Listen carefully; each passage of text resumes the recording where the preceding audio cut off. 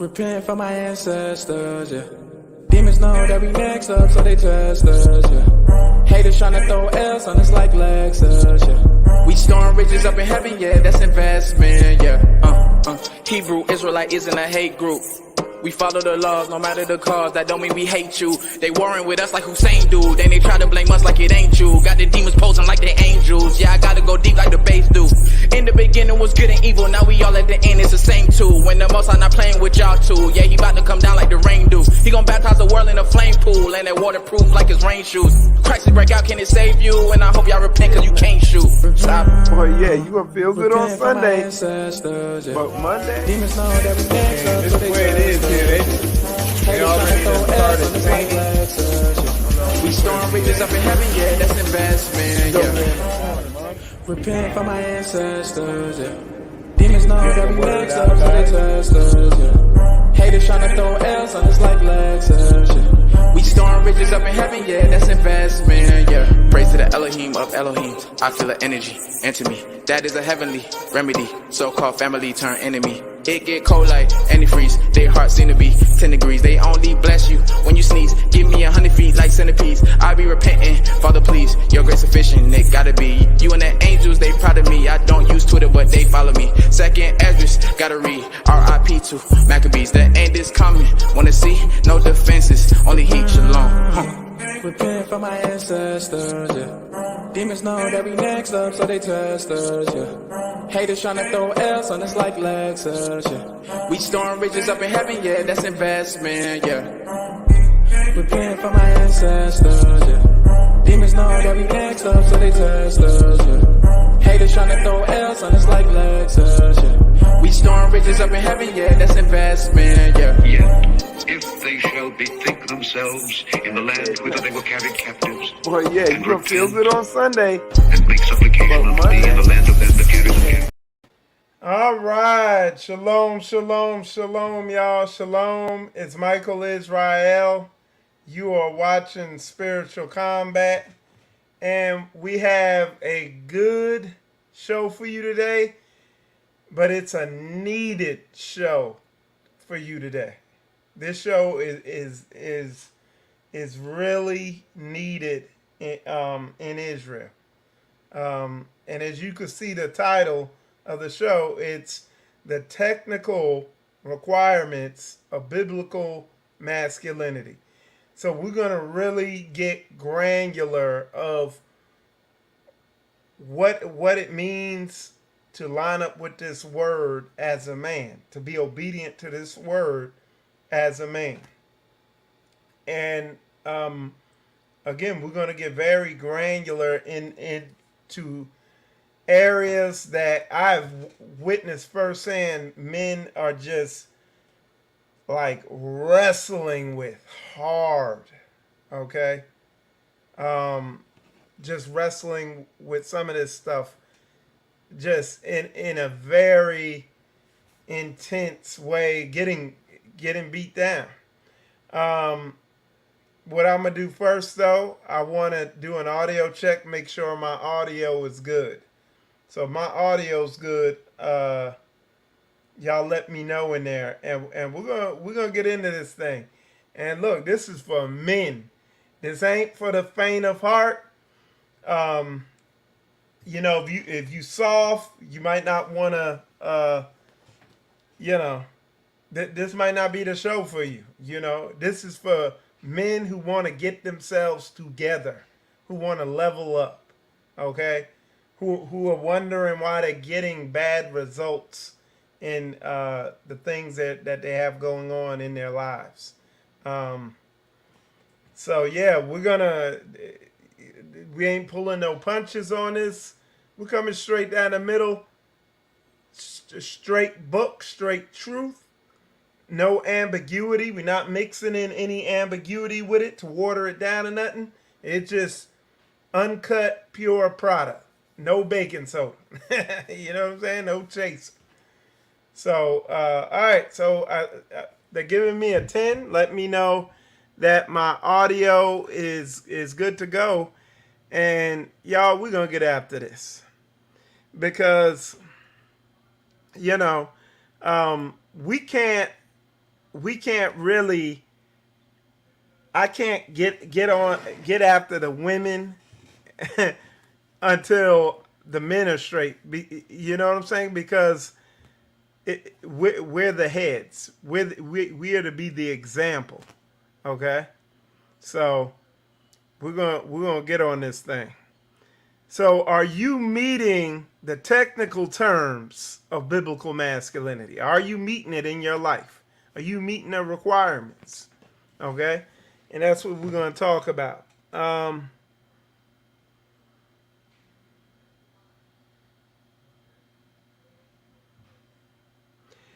So, the inspiration for this video was actually another video I saw, and they had actually made mention of this, like what the title is, and I was like, man, that is so on point.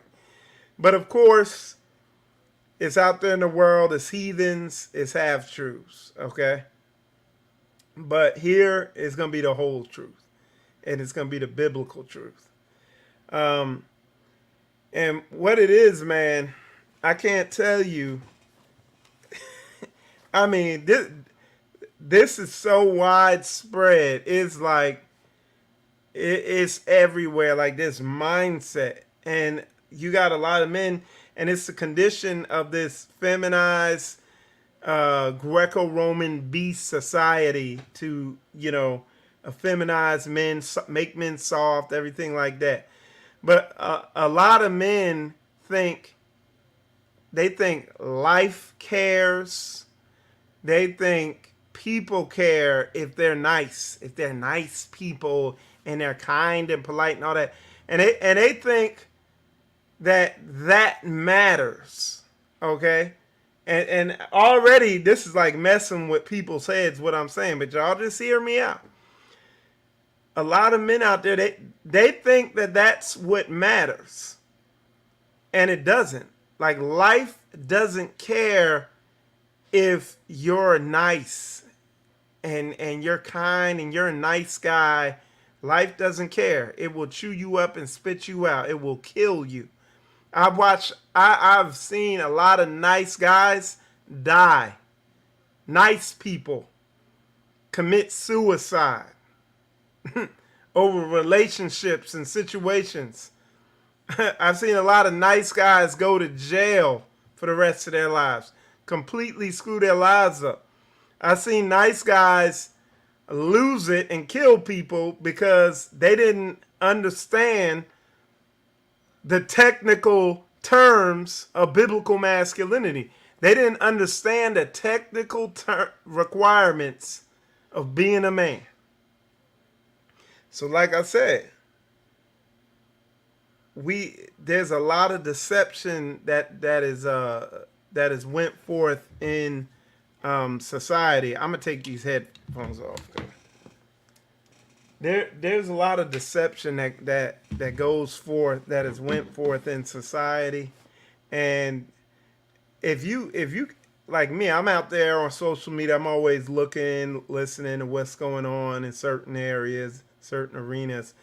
But one of the things I've seen, man, there is a drought on masculinity, and there's a lot of men out there searching. There's men out there teaching on it, but they're half teaching on it because they're not teaching according to the word. It's just heathens trying to, they teaching on either one extreme or the other, and they don't get it. And this thing it's at the core. It's always been at the core with Satan attacks. He goes after the man. Okay? So we're gonna go through, man, there's a lot of different aspects we need to hit this on. And I'm thinking of which angle I want to start from. Okay? Because this is the real deal. What I'm gonna do first, though, we're gonna do some announcements real quick. First of all, if you want to get in fellowship, that's the number there. If you have any questions, put them in the comments. I'll get to them. Make sure you put a question mark on it. The other thing is we got the feast days are coming up. So we have a commercial. So we're gonna run the commercial, and so here we go. I'm gonna run the feast day commercial. All right, and then when we get back, we're gonna get into this thing. We're gonna break this thing down. Shalom and blessings. Here are some events to look forward to during the Feast of Tabernacles 2023. Straightway Marketplace and Children's Marketplace. Saints and hearers will be set up selling an array of products. Although some saints are set up to receive internet payment, please remember that internet is limited and bring cash for payments would be encouraged. Dates, locations, and times to be announced. Whether you are donating or shopping, come visit us at Judah's Closet this year. Gather up your donations and bring them to the feast with you. Please make sure that all items are clean and acceptable for your brothers and sisters. We are in need of clothes racks this year. We are also accepting bags for saints to take items home. Dates, locations, and times to be announced. Don't forget about Straight Rock Jamboree. 3 days of activities for boys and girls ages 2 to 16. A parent or guardian must be present for ages 2 to 5. Dress comfortably and bring a water bottle. Chip offering accepted. Please contact Sister Aijali via Marco Polo. Within Straight Rock Jamboree, there will also be building a sukkah for the boys, Straight Rock karaoke for boys and girls, and the Daughters of Zion Tea Party. For the Daughters of Zion Tea Party, dresses and garments attire is requested but not required. Dates, locations, and times to be announced. We look forward to praising Yah with you at Midnight Air. It will be held at the pavilion with music and food booths. Please make sure to bring cash donations for each food booth you visit. Dates and times to be announced. Be sure to attend Michael Israel's herb class this Tabernacles. There will also be teachings on diet, health, and healing, along with testimonies from the brothers and sisters. Also, saints, we still have not met the needs of to be a blessing list this year. All items are still needed. Please call the dining hall so that we know what is being provided as soon as possible. Thank you. We will see you soon, saints. All right. So those are some of the feast day announcements. There's definitely more to come. We're waiting for all the particular feast day information to come out. It's going to be a lot going on there. Definitely looking forward to talking to all you brothers and sisters at the feast. Feel free. Come on up, man. Come on up and talk to me. You ain't going to be bothering me. That's what I'm there for. I look forward to just fellowshipping with everybody. But anyway, let's get back to the topic at hand. Like I said, I've been for a while on the front line of dealing with men wrestling with the technical terms and requirements of being a man. And one of the things it's almost fascinating is to watch men so deeply entrenched in mindsets, like in these grooves of thinking. It's literally like y'all always hear me say, it's like trying to teach a fish how to ride a bike. Like people so ingrained in mindsets, and not even just trying to get them to see it. At times it's an amazing thing. Even being a head of assembly, I've dealt with men. It's like you got to rebuke them. It feels like for an eternity about the same exact thing over and over. And literally, it's banging your head. It's insanity. They will literally just keep banging their head against the same thing, expecting a different result. With you standing there saying, hey, that's not going to move. Hey, that's not going to move. Hey, that's not going to move. Hey, that's a hard wall. You going to hit it again? And literally, almost to no avail, but yeah. But yeah. And, trying to really reach people and really let them understand. Like I said, I think I said this in another show. It's an analogy I said. It says, man, the ocean does not care if you drown. Like if you're not, the Most High wants you to swim. And he gives you the swimming manual. Then he tells you, hey, read that so you can learn how to swim. And now it's up to you. The decision is yours. If you want to meet the technical requirements to learn how to swim, or the technical requirements to be a biblically masculine man. But at the end of the day, like I said, I used to get mad about it. Like I used to get frustrated. But now I know. It's like, look, we've had some serious situations there. We had a brother, man, we were rebuking him endlessly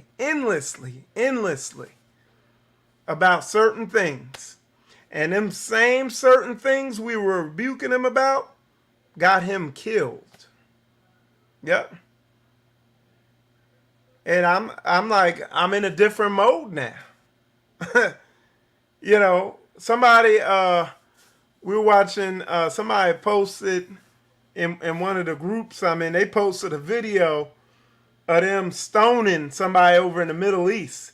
And, back in the day when I was young, I was like, man, that's kind of brutal. I'm glad it's not like that no more. I'm like, I couldn't do that. I mean, who would want to do that and this, that? But then now, being on the other side of wisdom, you know what I'm saying, being older and up there in age and seeing the results of stubbornness, seeing the destructive, seeing the destructive effects of stubbornness, and how it not only hurts that person, but it hurts people all around them and generations sometimes. You know what I'm saying? Yeah, rock nap that mug to sleep. You know what I'm saying? It's like I see why the Most High wanted us to stone people and put the evil out of Israel.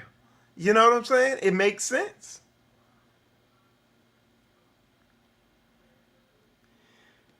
So, one of the biggest things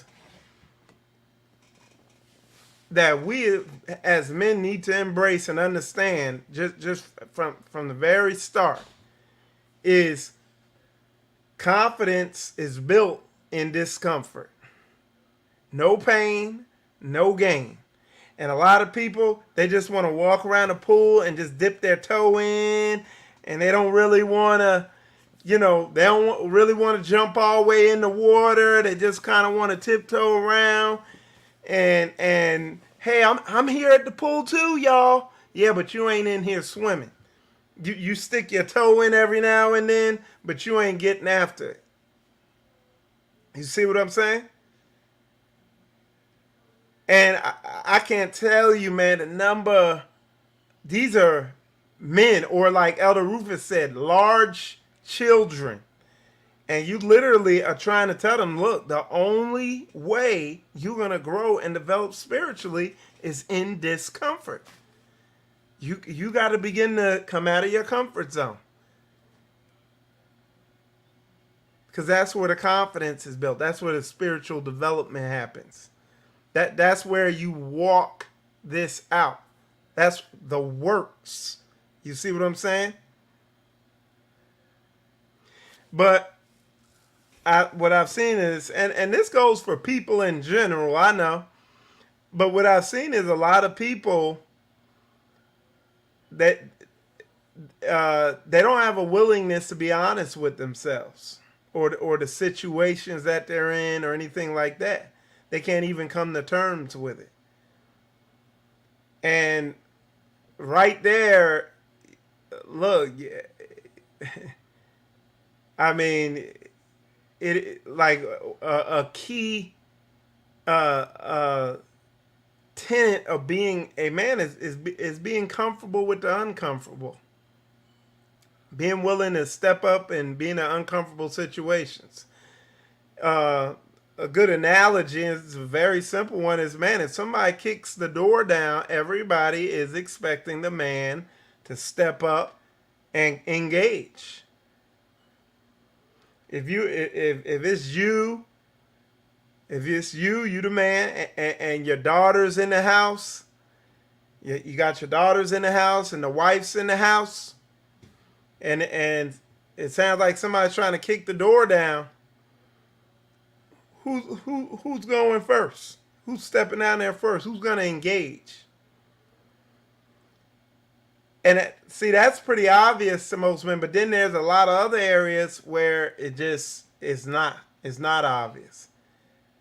And this is why a lot of men, like y'all, I'm telling you, man. Look, like I said, since the age of 26 years old, that's when I got on my path and woke up again, realizing what it meant to be a man. And then I started counseling other men on this stuff. Maybe a year after I began learning it and seeing it and living it. You know what I'm saying?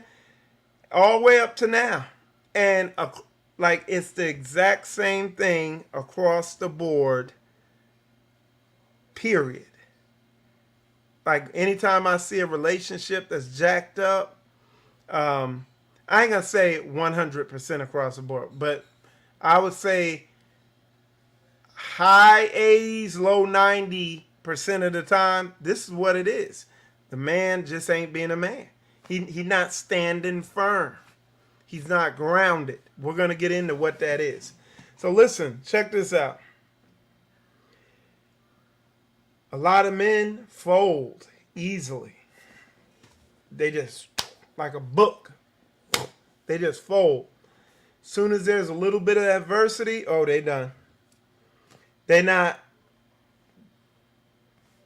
trying to think through nothing. They're not using their brain. You hear pastors saying it all the time, trying to stimulate thought. Stimulate thought in you. You hear them say it all the time. And they don't know how to turn a setback into a comeback. It's like, I can't tell you enough men I just see defeated, just going through life like a rudderless ship, whether it's with their career or their finances or their relationships or, you know, their diet or their health or, like, give me something, name it. Just rudderless ships letting life act upon them. Letting women act upon, letting people, places, and things direct where they go.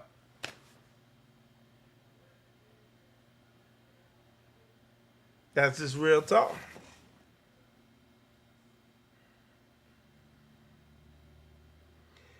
So what I do, man, when men come to me, you know, I ain't impatient with them or nothing like that, but I don't mix up words. I don't give the politically acceptable advice and all that shit. You know what I'm saying? I listen to them. Ooh, they talking, blah, blah, blah, blah, blah, blah. Yeah, this, that, and the other. Yeah, this, blah, blah, blah. Yeah, that. I'm just listening to them talk. They talking. I'm processing.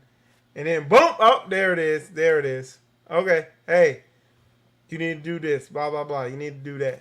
You know, just you ask is what you got to do. And inevitably, it's the exact thing that, like, sometimes you can see it in their eyes, like, they be like, you know, you can see it on them. They're not going to rock with it. They be like this. This is what they be like right here. Look at this. What? Bro, what are you talking about, man?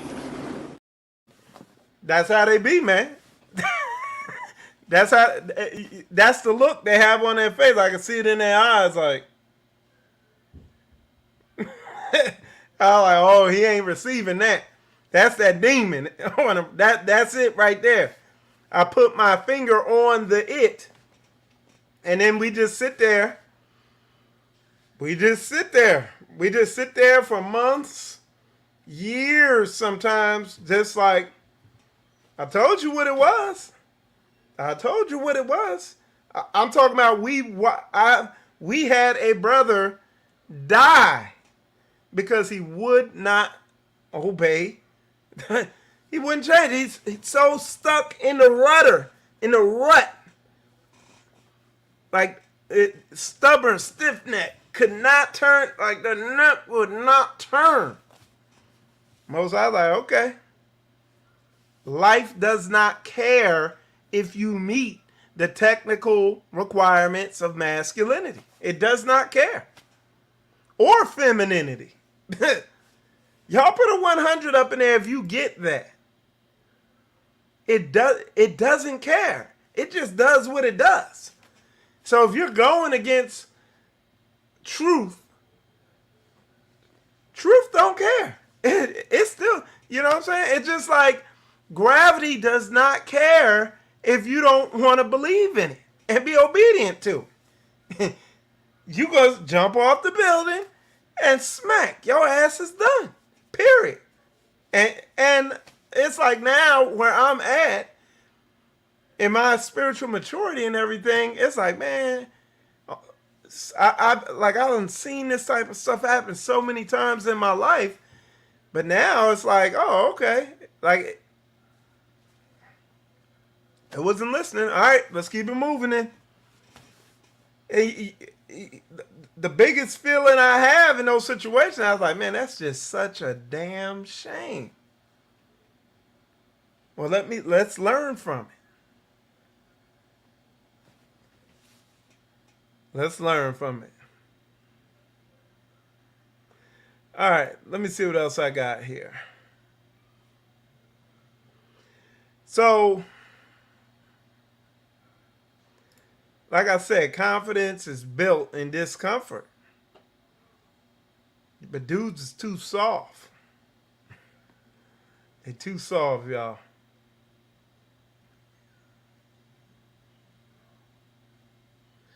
All right, let's see what we got here. Stimulate. Oh.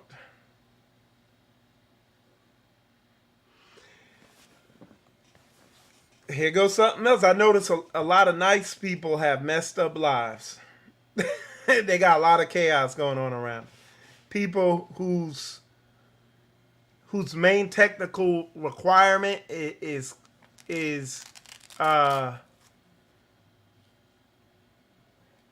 their main technical requirement is making people happy and not the Most High happy. Or the way people in the world would say it is people whose main requirement and their God is serving people and not themselves. But when you're in this truth, your main requirement is serving the Most High Yah, not yourself or people. And the people who get it, who fall into that thing where they're serving people, man, they're 2 levels removed from really things clicking on what they need to be doing. Because they just couldn't fathom upsetting their God. What they have been trained in life to worship other people, keeping people happy. What do they call them? People pleasers. Then other people are self-centered, self-absorbed, They've made themselves the God.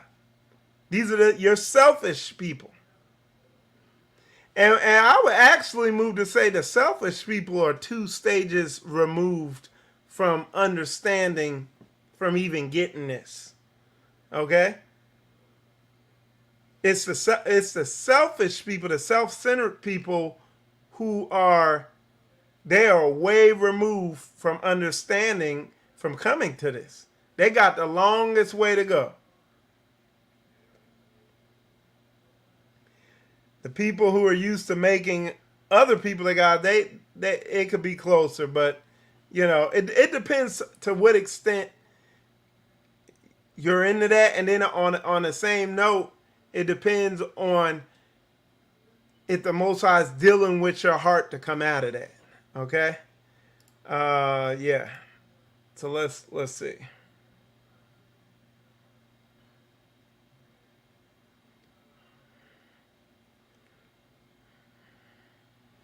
So, a lot of people that function below, so they're subpar performers, so they don't meet the technical requirements of being a biblically masculine man. A lot of these people grew up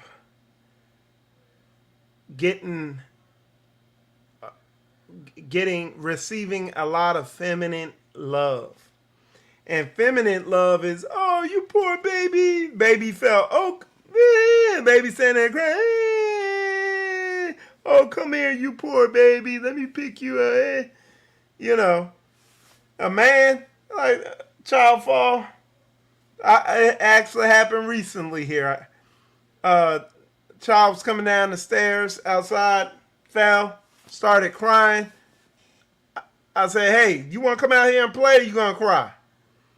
They were still crying. I want to play like that. I want to play. All right, well, let's go. Wipe those things. And they out there playing. That's some masculine love. There's not, the way this world's going, that's not how things are dealt with. And you got even older men who are older. I've seen this. Like, I've seen men go through heartbreak and all types of stuff. And you talk to them, listen, or they come to you, hey, this, that, and other. How do I do this? Man, this going on and they don't feel good, blah, blah, blah. They're telling you stuff. Like, all right, got you. You need to do this and stop doing that. Sometimes dudes be coming to me because they broke up with somebody. Now, this has been for years I've been dealing with this. And I tell them, hey, this is what you need to do. I'll tell them exactly what they need to do and how to get over it.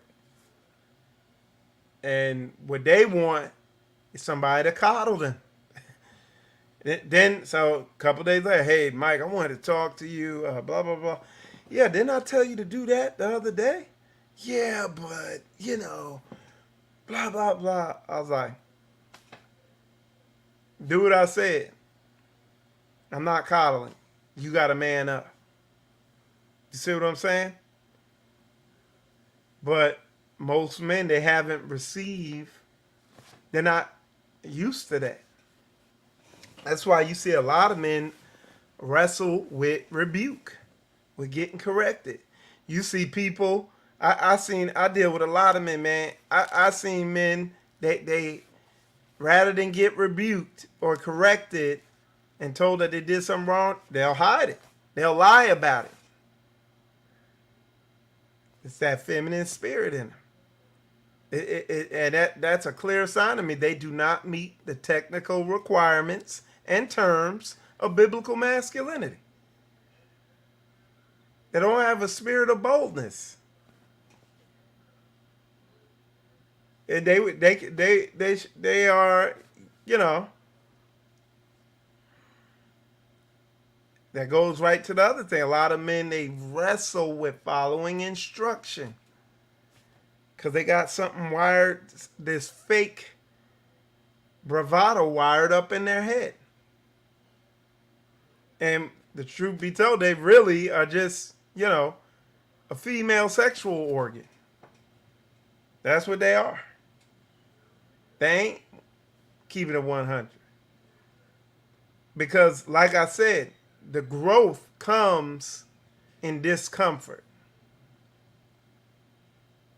The confidence is built.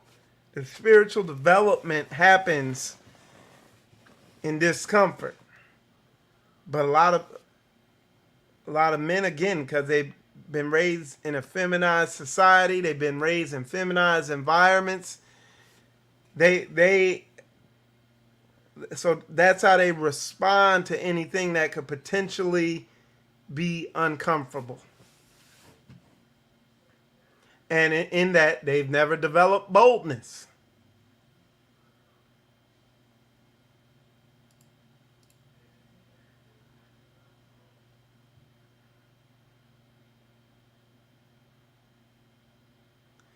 So you have to meet the terms.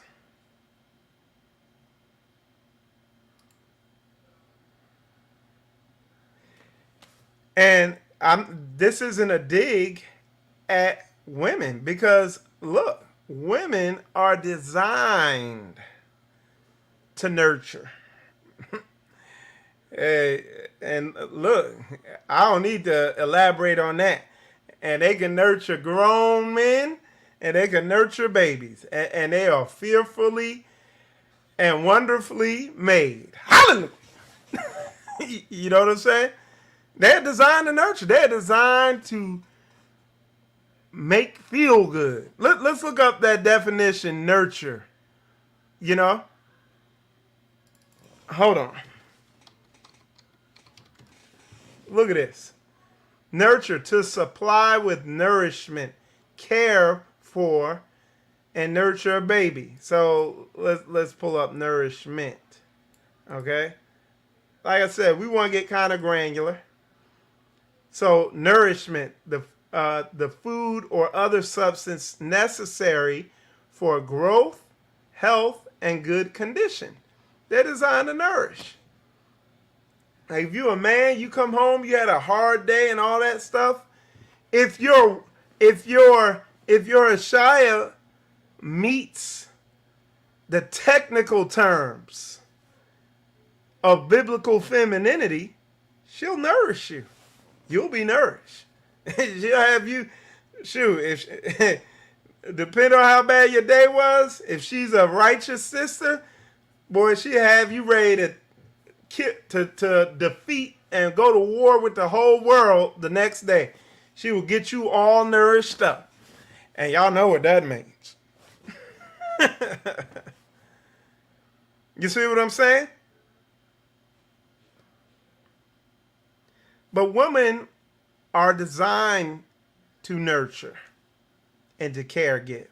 They're sensitive. When I say sensitive, they have heightened senses where they're able to discern things and know, oh, he needs this, he needs that. Whether it's a child or whether it's a grown man. They have that. And again, if she meets the technical requirements of biblical womanhood, she's going to walk in that. And why are you saying all that, Mike? Because I'm getting ready to say this. Men, the reason I call some men be saying, man, you acting like a woman because you being soft. A woman's supposed to be soft, but a man's not. He's supposed to stand strong physically, but even more so mentally, and even more so than that, spiritually.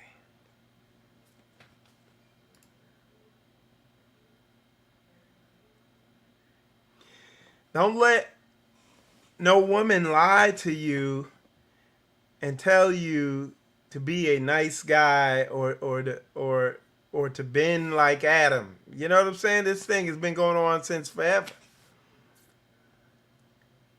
And a lot of men, they're not firmly mounted in who they are and what they need to be doing.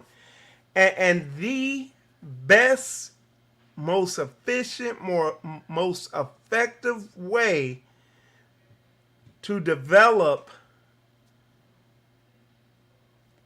and to begin meeting and exceeding the technical requirements and terms of biblical masculinity is to be obedient to what the word says. When you begin walking that out in spirit and in truth, it's gonna build confidence in you, because there's gonna be some very uncomfortable things that you're gonna have to do. One of the things I've talked about, there's a brother here in our assembly, and he was saying how, look, when he came into this truth, he knew it was the truth. You know, there's a Bible verse that says no man has left woman or children or home or this, that, the other for my name's sake and not regain a hundredfold in this life and in the life to come, eternal life. So anyway, he came into this truth. He saw what it was. Family wasn't going in the way. He said, you know what? I'm going to be obedient. Boom. I moved. And I can't tell you the number of men I run into. They don't do that. A lot of men or grown males, they sit there and they're like, hey, how do I was like, well, the word tells you to leave. Yeah, but I'm hanging around for the children, you know. Well, now the children ain't believing. Why? Because they don't see you doing anything. And anyway, this brother, he left, moved on, and fast forward, some of the children that did not believe, now they're looking at him, they're like, man, I think what he's doing is the truth. They see the fruit going on and the growth going on in his life, and now they're like, that's a strong witness. But again, if you don't meet the technical requirements of biblical masculinity, you're not going to be man enough to make a move like that. Because it's uncomfortable. And this goes back to that verse, or not that verse, what I have said there, because we got a bunch of Bible verses coming. But that saying I said earlier, it says, confidence is built in discomfort. No pain, no gain. You brothers and sisters out there, you see somebody who's stagnant, you see somebody who is locked into their comfort zone. It goes hand in hand. All right, let's see.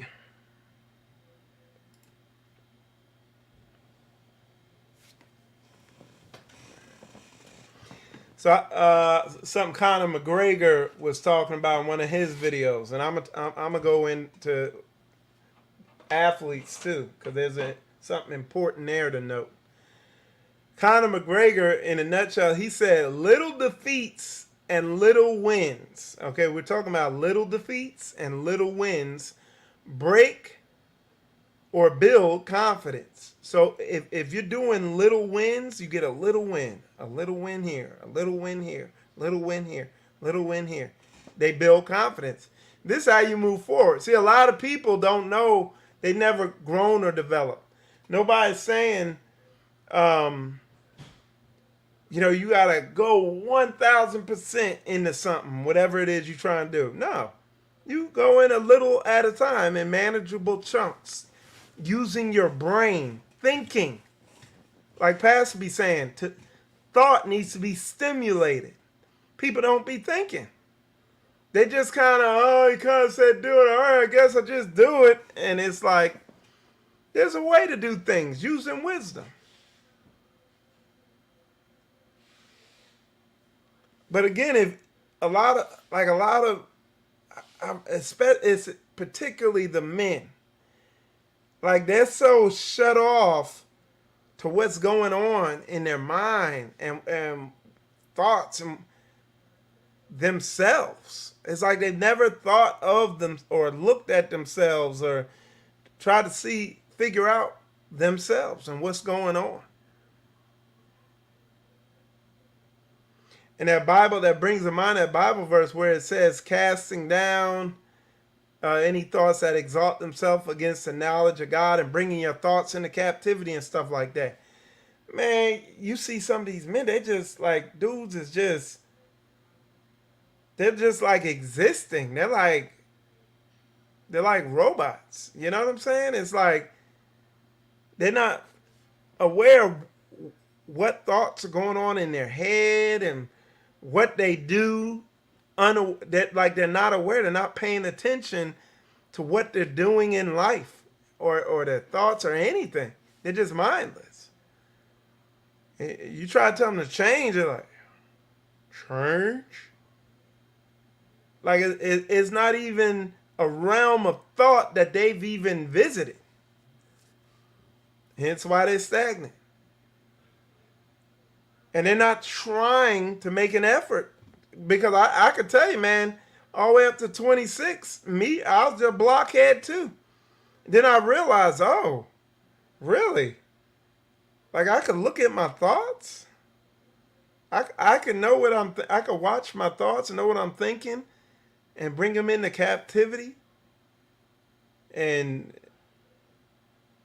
I could evaluate whether a thought is exalting itself against the knowledge of Yah. And it's literally like your eyes begin to open. And it's like, oh, wow. This is a key technical requirement of biblical masculinity right there. And a lot of people get overwhelmed. Oh, yeah, I can't do that. Oh, it's so frustrating. I tried, but I messed up. Little defeats, little wins. You got to make the battle small enough so that you can win it. And then make another battle win. I was talking to a brother yesterday about exercising. He told me, man, I can only go this distance or do this much. I said, do half that. Do half that then. Just make sure you're doing it every day. You getting those wins. Like me, look, keep it 1,000. Listen to me. Check this out. I've been on a fruit fast for a week. Okay? The plan was to be on a fruit fast probably for another week. That was a plan for 2 weeks. But I did the best I could. I went a week. And then I was like, okay, that was tough. I wanted to quit a bunch of times, but I was like, but what I'm going to do, I'm implementing a different type of diet where I'm eating way less. Because clearly I don't need to be eating the amount of food I'm eating with the amount of activity that I've been doing. So I got a victory. And look, I came on here, I told you, look, I went a whole week. That's good for me. Now I'm going to augment my diet because now I'm more able to control myself since I went on this 1 week thing. And I'm going to eat one meal a day pretty much. That's it. Maybe a fruit snack.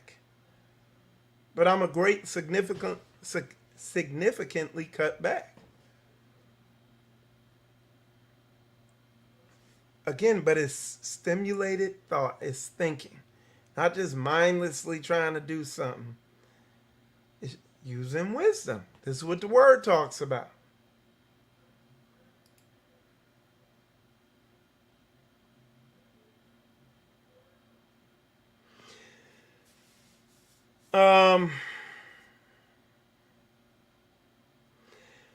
Another thing I'll put here is how are you going to get a house in order if you can't stand firm? Like, there's so many men I run across, they are not ready for a family. They're not ready to lead a wife, to cover a wife. They're not. They're not. Because they don't meet the minimum technical requirements of biblical masculinity. They don't.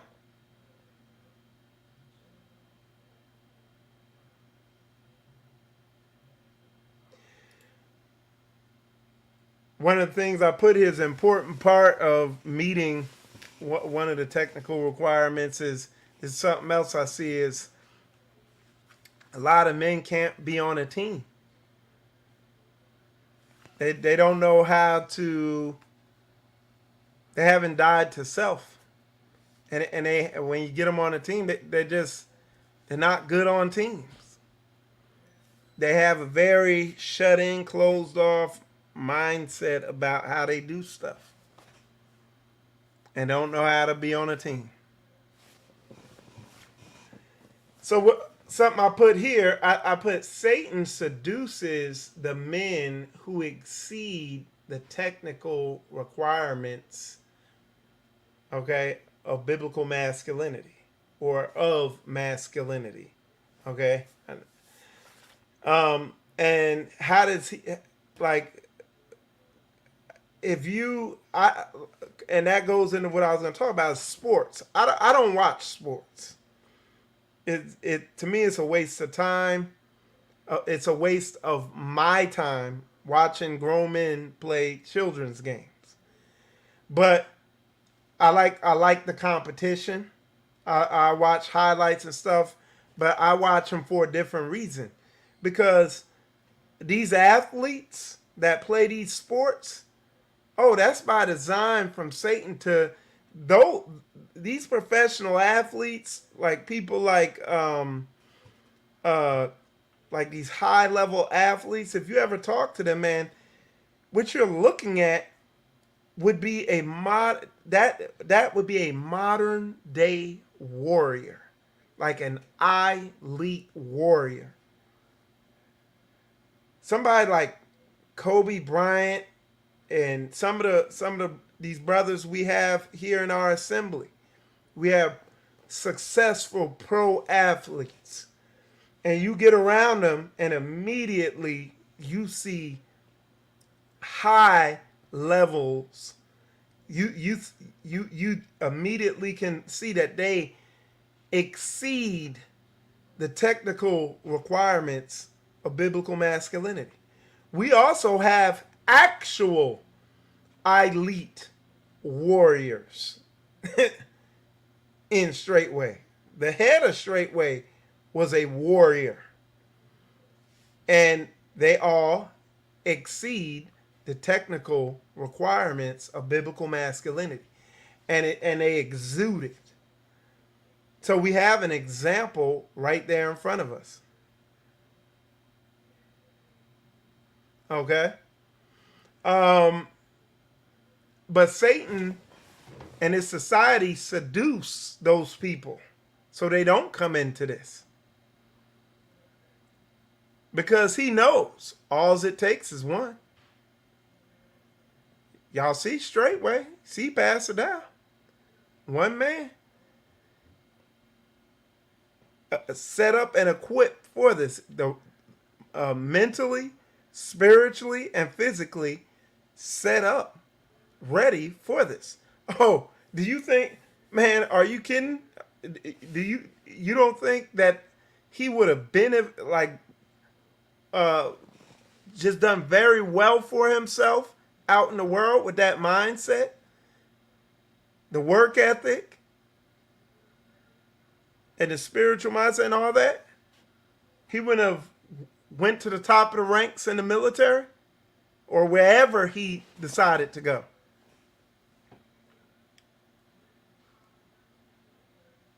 Imagine a Kobe Bryant in this truth. See, the thing a lot of people might not know, about Kobe, he was fearless. Like, people used to be scared of Shaq, and Shaq used to try to, like, bully people and punk people and get up in their face. And you can go look it up. There's a story where Kobe got up in his face in practice, was ready to go down, throw down with it. Got right up in his face. Fearless. Real man. Like, but again, Satan seduces him for wickedness and evil. But this is the thing. I sit there. I get, because it says you will know them by their fruits. Y'all heard me. I told the story my last show about that ministry I was a part of, and they had some feminine dude up there teaching and talking all like that. And the name of the video is "Rod in Your Mouth," and I'm like, what the hell? It's like, I don't care what he teaching about in that word. It said you'll know them by their fruit. Like, the way you act says so much, you can't hear what they saying. So this is why I listen to a lot of athletes. I listen to them talk because they have warrior minds. They're warriors. They know how to fight. Like, being in sports is competition. You're head to head. You're trying to beat your opponent. So the whole way everything's set up closely aligns with what's in the word. Where you have to be mentally tough. You can't be over there defeated and folding. Like, there's a lot of dudes I run into, man. Something happens, this is their ass. Fold like this damn book, and they done.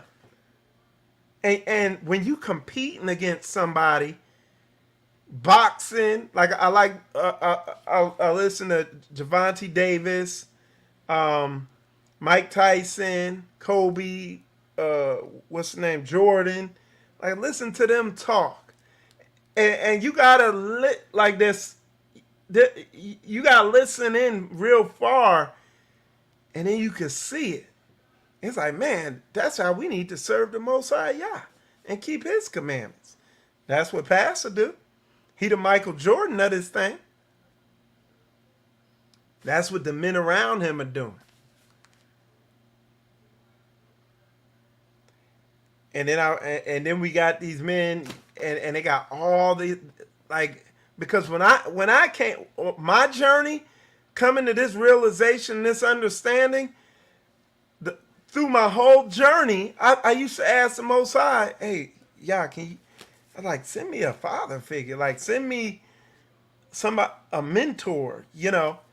Never got one. It just boom, boom, boom, boom, boom. And then finally, 4 or 5 years ago, you know, I met Pastor Dow. And I'm like, all right, well, man, this, like, I was always looking for someone like this. And what do? I'm a head of assembly now.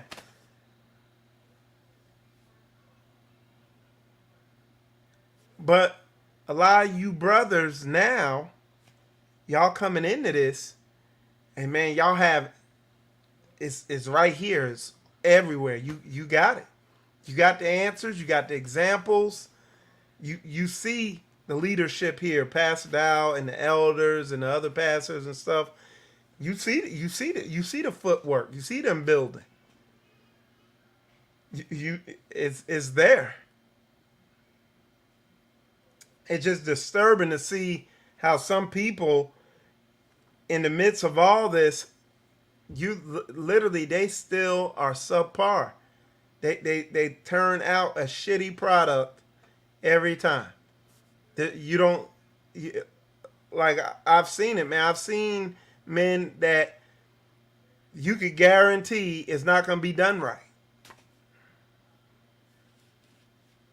When you got the formula for excellence, is right there in the word, and it's all around you.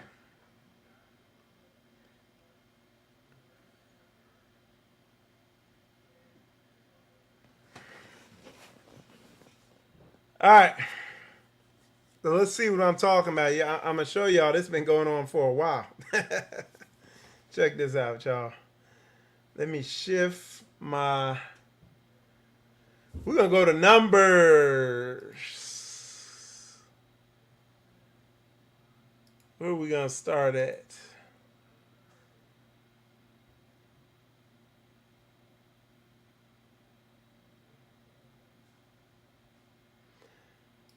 Where are we at? Y'all give me a sec here. So we talk about numbers, and listen to this. This is Numbers. I want to get it in the KJV. Is that one? Yeah, there we go. All right. So this is Numbers chapter 13, verse 1 through 3. And the Lord spake unto Moses, saying, Send thou men that they may search the land of Canaan, which I gave unto the children of Israel. So he told the men, go out there, walk the land. I have given it to you. It's yours. The children of Israel, of every tribe of their fathers shall ye send a man, every one a ruler among them. And Moses, by the commandment of the Lord, sent them from the wilderness of Paran. All those men were heads of the children of Israel. Okay? Now look at this. We're going to fast forward. They went, scoped out the land, and, and the reports came back, and they were like, oh, they're big, and this, that, and the other, and blah, blah. Mind you, this ain't today, where the Most High ain't manifesting himself like he was back then. Look, this is back then. They knew their history. They fully had their history intact. They knew they had witnessed the realness of the Most High Yah. Okay? So they sent the men out. They looked at the land. They brought the report back. Oh, yeah, they're tall, they're big, this, that, and the other. And everybody started getting all worried and concerned. But listen to Caleb. So this is Numbers chapter 13, verse 30. It says, Then Caleb quieted the people before Moses and said, Let us go up at once and take possession, for we are well able to overcome it. You see what I'm saying? And then we're going to fast forward. Goes on to chapter 14. Because they were like, oh, we don't know. They can kick our ass, this, that, other. Look. And all the congregation lifted up their voice and cried. And the people wept that night. Because they were scared. Because they didn't trust in the Most High Yah.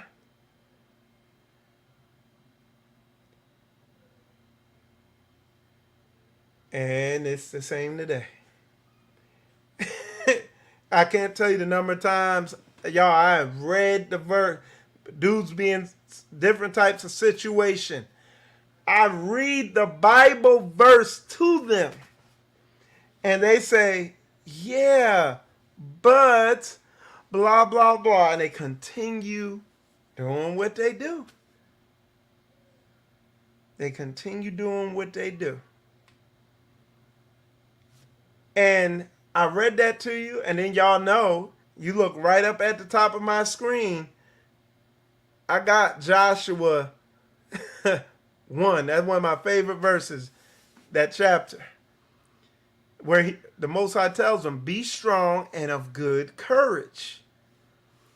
He tells them, I gave you all this land, only be strong and of good courage, because you're going to go in there and you're going to fight for it. Confidence is built in discomfort. No pain, no gain. This is how you receive blessings. So when y'all see, and this is, look, I'm just let y'all know how Michael Israel processed stuff. When I see men that are not receiving blessings, like in some effed up situation and everything's jacked up, I know they ain't been through no pain so they could gain. And it don't take me talking to them for a little while, and I can pinpoint, hey, this is where you too comfortable at, and you need to do this. And they be like looking at me, you mean you're not gonna coddle me? You're not gonna nurture me like a little baby. No, it's time. You're a man. It's time to get up and fight and go to war. It said the Lord is a man of war. Yahuwah is his name. It says, endure hardness as a good soldier. Why are people coming? Why do I watch people make the same mistakes? And I don't mind people making the same mistakes over and over. Okay, that's cool. Or if they make the same mistake over and over and over. But I get people making the same mistakes over and over and over and over and over and over and over and over and over and over and over and over and over, and we could just keep going with it and over again. No intent. You know what I'm saying? Of moving from it. I keep rebuking them, and what I've been seeing now is the Most High is just taking people out. He ain't playing around.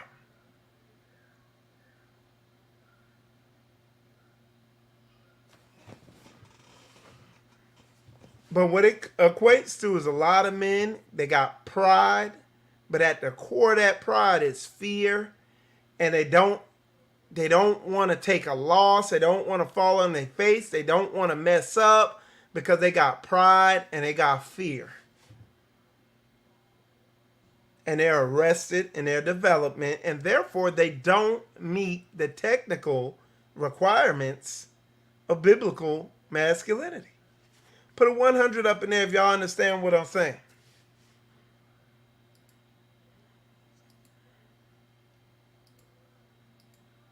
We got some Bible verses for you. So then you get one of these large children, you get them into a marriage, and, you know, the wife is wanting them to do something or whatever, and they fold like this. They fold like this little notebook. A wire-bound notebook. That's how easily they fold. They're not grounded and they're not grounded foundationally in anything. And they wonder why nobody can look up to them and follow them or do anything. It's because you're soft, you're weak, you're not grounded foundationally in this word. You fail to meet the technical terms of biblical masculinity. Check this out. 1 Ezra chapter 4, verse 26. And y'all should read this whole, you got to read the whole story. Because the story starts in 2 Ezra chapter 3, where the king asked them, to drop some wisdom or whatever. But just listen to this, because this is factual. It says, 1 Ezra chapter 4, verse 26. Yea, many there be that have run out their wits for women, and become servants for their sakes.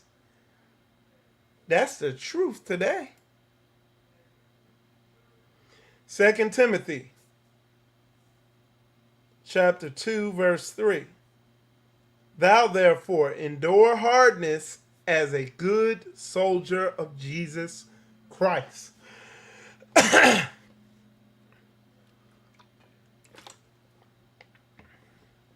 Does that make sense?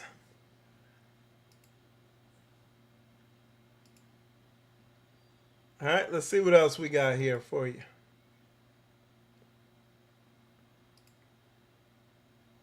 Oh, this is good here.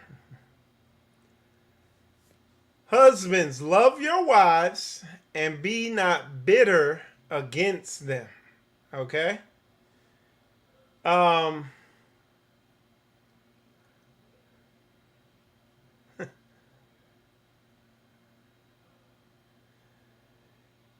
I'm not gonna go in there. I don't got that. That'll get us off topic. So check this out. I do have to go into this. Now listen to what I'm saying. The Passion Translation, otherwise call it the sugar, the maple syrup and sugary translation. This is how it translates that.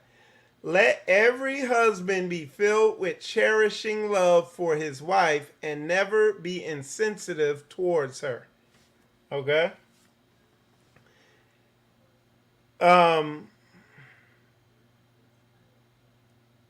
you got another one, the New Living Translations. See, it's very manipulative and it's subtle. It says, husbands, love your wives and never treat them harshly.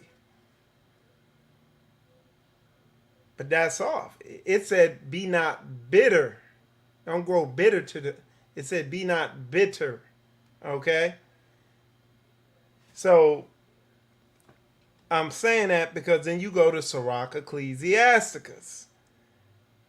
And you try the scripture by the scripture. So you go over here to Sirach Ecclesiasticus and it says, he that pricketh the eye will make tears to fall. And he that pricketh the heart maketh it to show her knowledge. So sometimes dealing with women, and if you have if there's a real sister watching, any real sister will admit sometimes, man, they know they be in their feelings or whatever, they be in the wrong way, and sometimes you have to be harsh with them. Sometimes you got to tell them like it total is.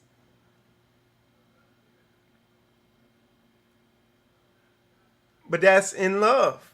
And again, there's a difference between growing bitter, where that's all you do is pricketh her heart. And that's all you do. And you do it maliciously because you hate her. Or sometimes, like, you're telling them something over and over and over again, and now they need their feelings hurt so it could get their attention. Michael, where are you getting that from? Well, what is our model of how a husband treats a wife? Aren't we a wife? Isn't Israel a wife to Jesus? And how has he dealt with us when we wouldn't listen? So you have to be careful with these translations. But I'm taking this somewhere, so bear with me. It says, likewise, ye husbands, dwell with them according to knowledge, giving honor unto the wife as unto the weaker vessel, and being heirs together of the grace of life, that your prayers be not hindered. So you got to dwell with them according to knowledge. And what I'm getting at is, in order to do this, in order to function in this capacity, in order not to fold like that notebook that I keep folding up, you have to be grounded as a man. And you have to meet the technical requirements of biblical masculinity. Because just as much as there's a strong force for men to get bitter and upset and go over and above and just be real mean and hateful to their wives, there's also a tendency coming from this society for men to become very soft and weak, and like I said, fold to them and let the woman lead them around. But if you're not meeting the technical requirements for biblical masculinity, you're going to wrestle with this thing, man. Because you're not comfortable in uncomfortable situations. You don't realize that, the growth happens in the discomfort.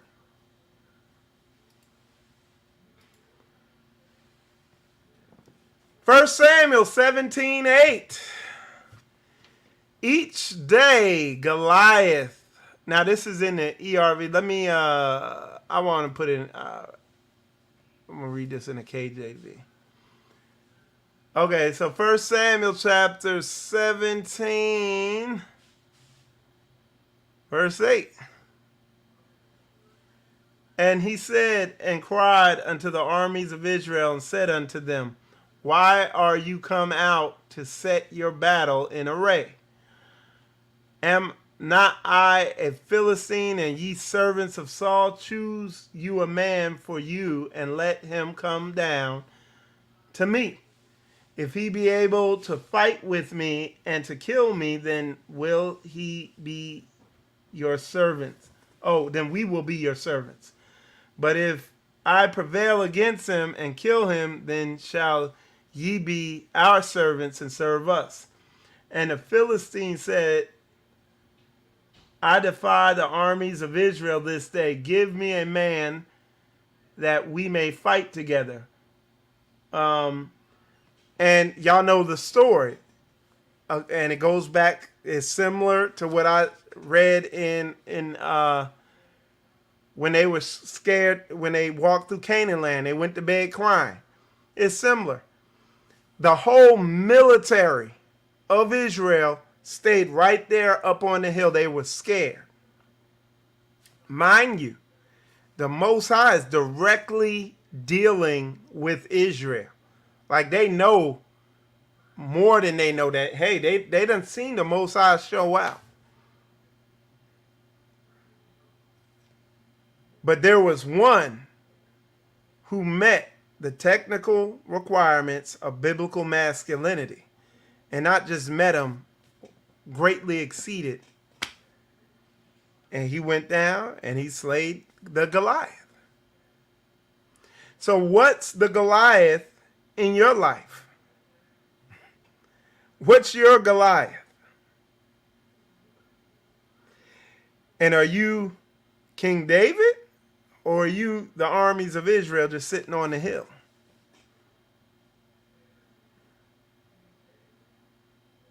And I'm sure if anybody who's around me, they know what their Goliath is. I know what mine is, and I'm doing just like this with my sling, getting ready to slay it. But what's yours? What's your Goliath, man? Huh? What's your Goliath? Woman, what's your Goliath, woman? What are you scared to come down off that hill and deal with? Huh? Is what we need to be asking ourselves.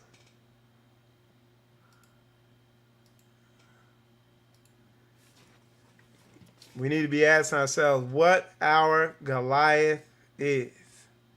Does that make sense to y'all, Israel? Is that making sense? I think it's making sense to y'all, seeing as what y'all posting in there. And particularly, again, this is at the men. You know what I'm saying? It's, you got to go to war. Nobody said you gotta jump in there and, you know, just run out in the middle of the battlefield, but you gotta start engaging. You gotta start shooting. You see what I'm saying?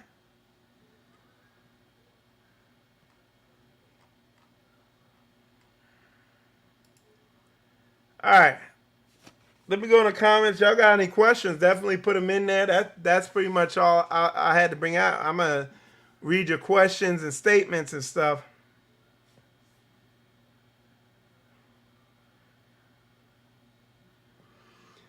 So, somebody's talking about semen retention, okay? And abstaining from sex and stuff. That will make you masculine. Excuse me. That's something to do, you know, but is that, again, that comes from the world and what's out there.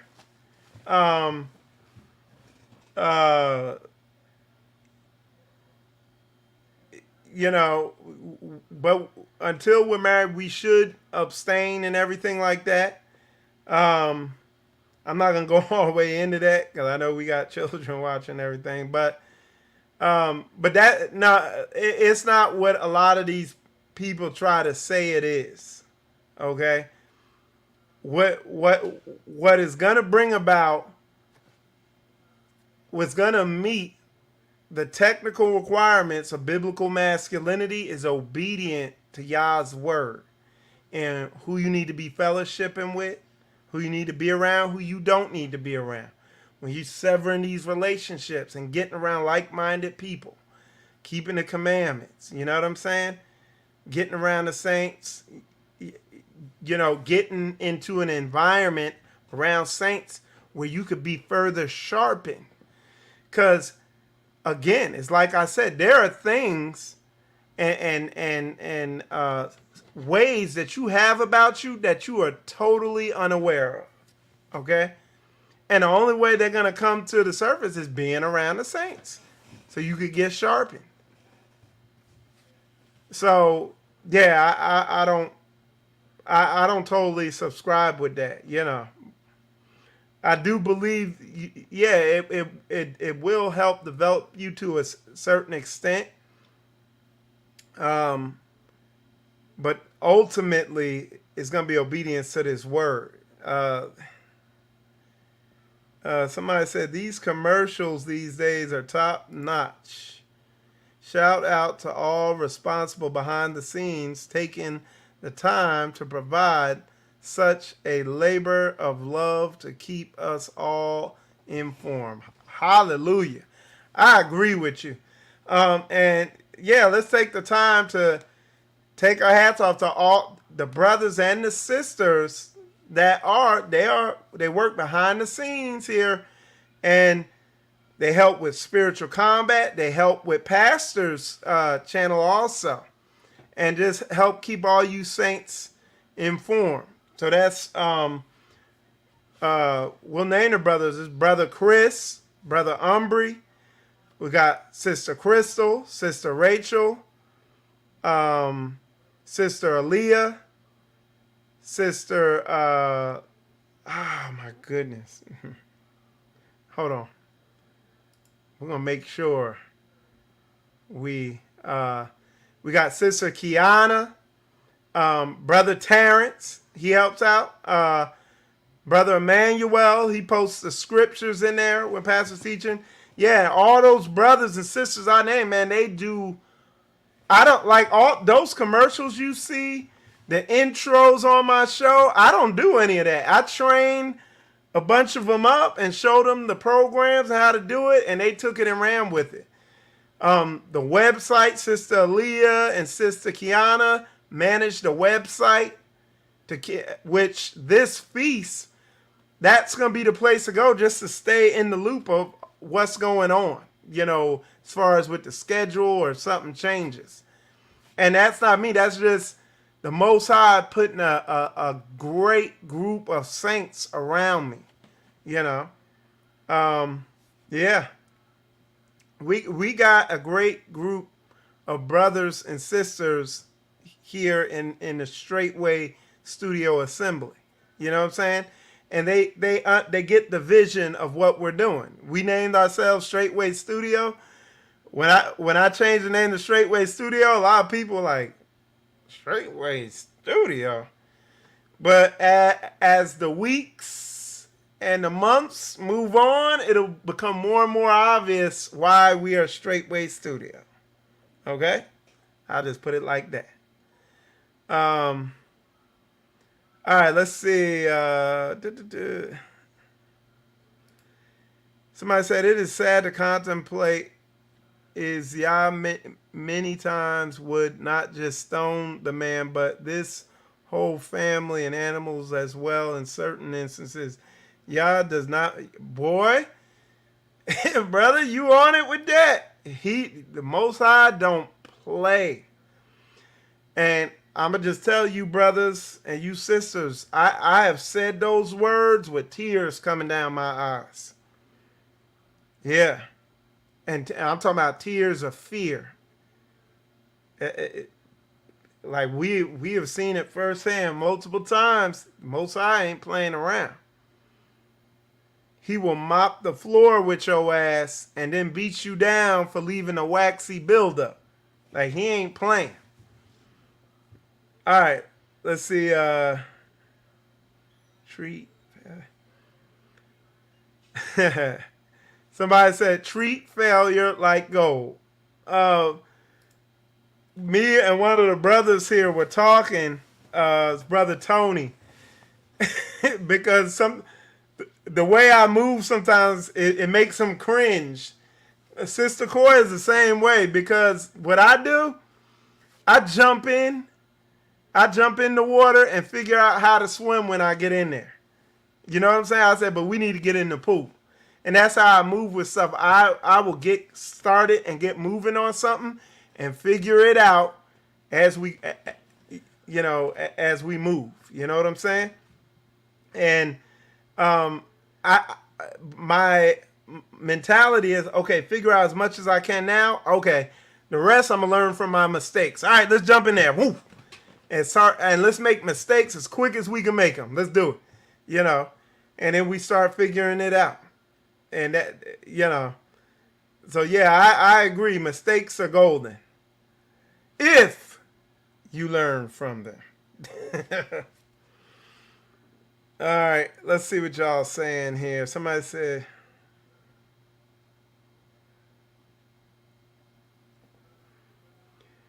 somebody said two of the most deceptive forms of false love is condescending love and flatteries. And yeah, I agree. And that's a feminine type of nurturing love. And most men and women, for that matter, have never experienced masculine love. And masculine love is that love that's trying to protect you from hurting yourself. And it's going to come like, yo, don't do that. Why you keep doing that? That's a masculine type of love. And most people shy away from that because they feminize. You got a lot of men that just won't speak up because they just don't want to. I just don't want to. No ripples in the war. I don't want no conflict. And they don't speak up. And they lack communication. And that ain't, that's that ain't man stuff. That is one of the key technical requirements of biblical masculinity. It's speaking up. It's that communication. It's being assertive. How are you going to lead a family if you can't establish a solid line that folks are not going to cross? And if you don't do that as a man, those children are going to grow up just thinking they could cross lines. And like I said, people be getting buried because of that. You die early death.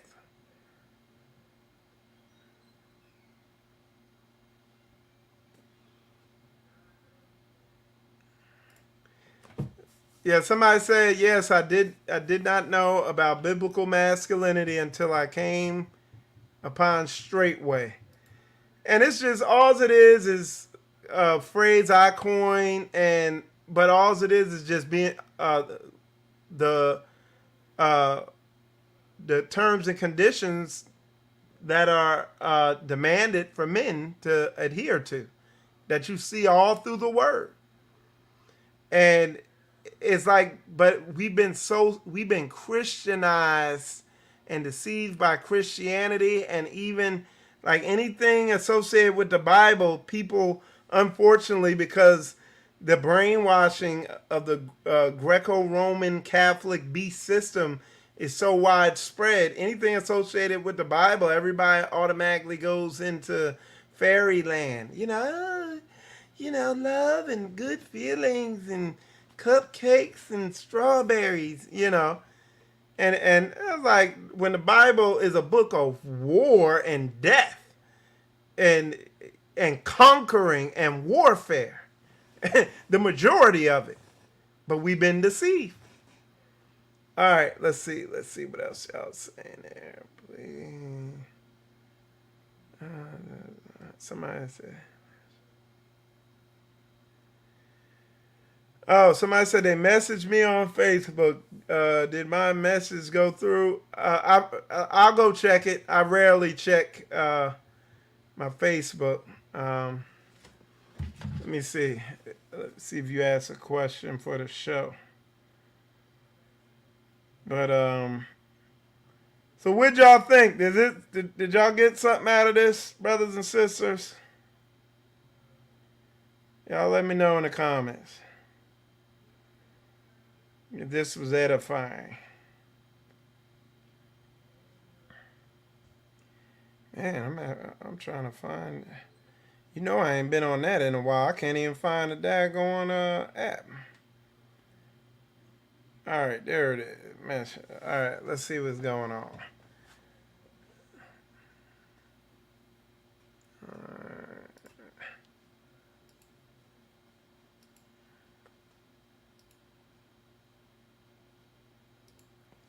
All right, that's good. That's good. That's good. All right. All right.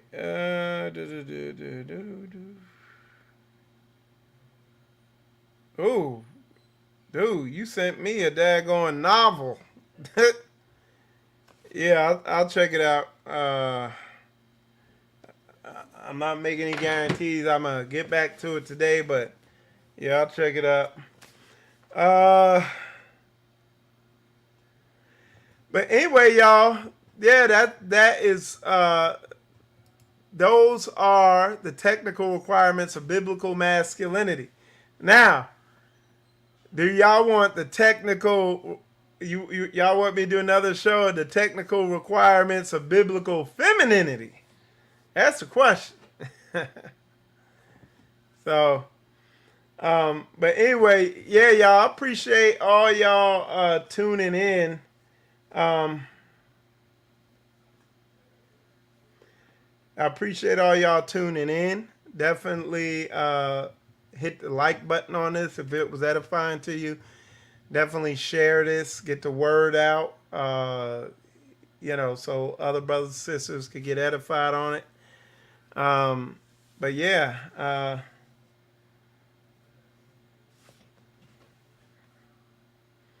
yeah, so, but anyway, y'all,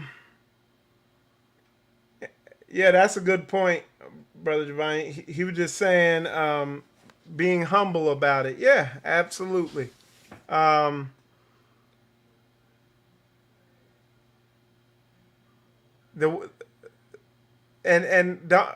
don't want anybody to get anything confused. Don't think I said don't that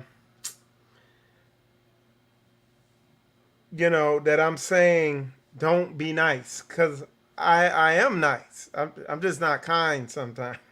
But be nice, but you gotta have that warrior, that soldier. You gotta be a soldier, a straight killer who's nice. But you go, hey, boom, let's get it. So people don't, because you got nice people who are nice. And even when people are doing wickedness, they're being nice to wicked people. So what does that make them? Wicked. Yeah, so. But anyway, y'all, with that said, I appreciate all y'all tuning in. Brother Sheldon, appreciate your contribution. Psalms 23:4. Appreciate your contribution. Hallelujah. And anyway, y'all, with that said, we're going to wrap this up. Brother Chris, if you could, take us out with the intro, and shalom, shalom, y'all.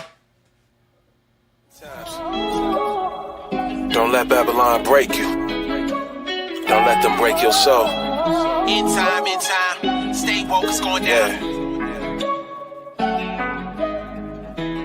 We gonna wake up the tribes. Howard, willing. what you cooking? Last days. We about to wake up the tribe. Armageddon at the doorstep. Stay woke, it's going down.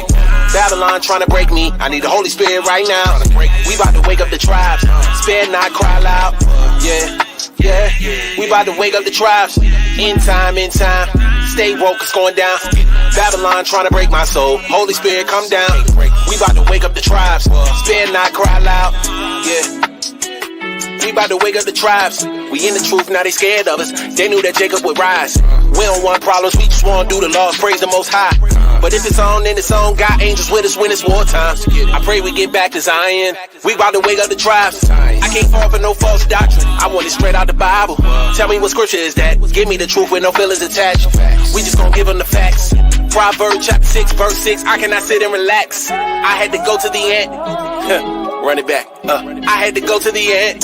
Couldn't let up if I wanted to. On the interstate, bumping toward two. Not ashamed of the gospel. I got faith, I sure do. Yeah. We about to wake up the tribes. Armageddon at the doorstep. Stay woke, it's going down. Babylon trying to break me. I need the Holy Spirit right now. We about to wake up the tribes. Spare not, cry loud. Yeah.